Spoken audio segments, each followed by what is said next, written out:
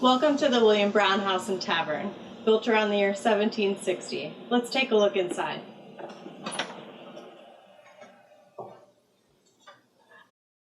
So, what is a tavern exactly? Well, it's a mix between a modern restaurant and a hotel, where people from all walks of life, from community or abroad, could come together to catch up with associates, make business or trade deals, or join friends for meals and drinks. This tavern was owned by Mr. Brown, but considering he would be occupied with his many business arrangements, we can assume his wife Susanna would be managing the tavern.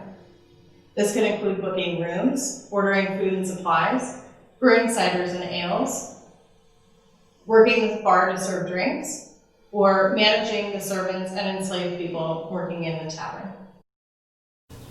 We see a lot of interesting objects on this tavern table, such as wine glasses, money, and playing cards.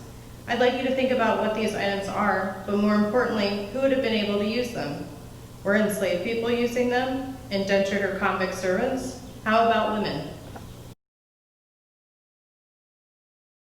Clay pipes were cheap to make and purchase in the colonial period, and are one of the most found objects in archaeological digs. They were used by a very broad group of people from every level of society to smoke tobacco, even children as young as 10 to 12 years old.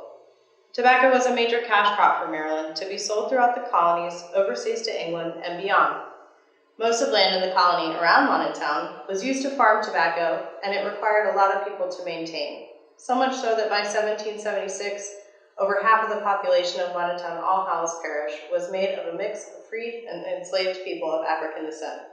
While only those in higher societal position reaped the financial benefits of growing tobacco, most people had access to use it for leisure purposes. Another significant item I would like to discuss would be the newspaper.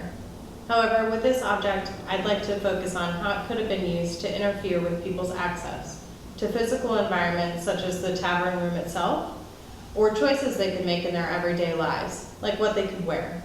Let's take a closer look.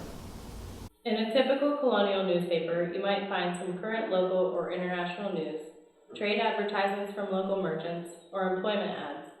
We often come across advertisements with the headlines like $20 reward for the return of 2 runaway convict servants.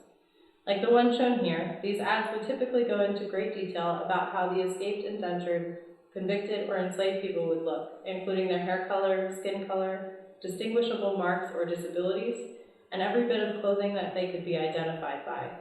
This would make it very difficult for people to get away from their owners.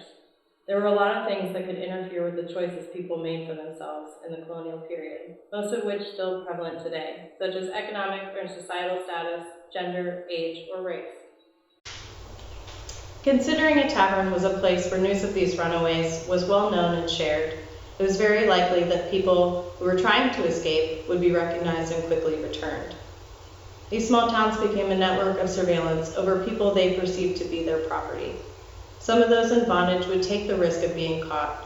However, some could have also gotten retribution through small day-to-day acts of resistance, such as burning food, breaking tools, or faking illnesses to slow down the production of goods and services.